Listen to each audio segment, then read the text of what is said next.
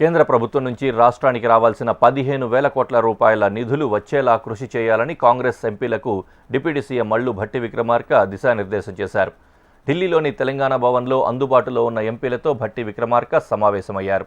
ఇటీవల కేంద్ర ప్రభుత్వం ప్రవేశపెట్టిన 2025-26 బడ్జెట్లో సెంట్రలీ స్పాన్సర్డ్ స్కీమ్స్కు అన్ని రాష్ట్రాలకు కలిపి 5.5 లక్షల కోట్ల రూపాయలు రావాల్సి ఉంది. అందులో తెలంగాణకు రావాల్సిన వాటా నిధులు 15,000 కోట్ల రూపాయలున్నాయని ఎంపీలకు తెలిపారు.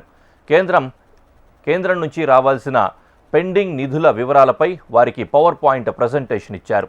ప్రధానంగా కేంద్ర వ్యవసాయ, గ్రామీణాభివృద్ధి, విద్య, ఆరోగ్య, పట్టణాభివృద్ధి, స్త్రీ శిశు సంక్షేమ శాఖల నుంచి రాష్ట్రానికి నిధులు రావాల్సి ఉందని ఎంపీలకు డిప్యూటీ సీఎం వివరించారు.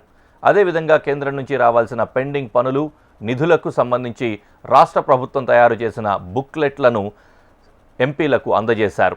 ఈ సమావేశంలో ఎంపీలు మల్లు రవి, రామసహాయం, రఘురామిరెడ్డి, చామల కిరణ్ కుమార్ రెడ్డి, బలరాం నాయక్, సురేష్ షెట్టార్, అనిల్ కుమార్ యాదవ్, కడియం కావ్యలతో పాటు రాష్ట్ర ఆర్థిక శాఖ ప్రత్యేక కార్యదర్శి రామకృష్ణారావు, తెలంగాణ భవన్ రెసిడెంట్ కమిషనర్ గౌరవ్ ఉప్పల్ పాల్గొన్నారు.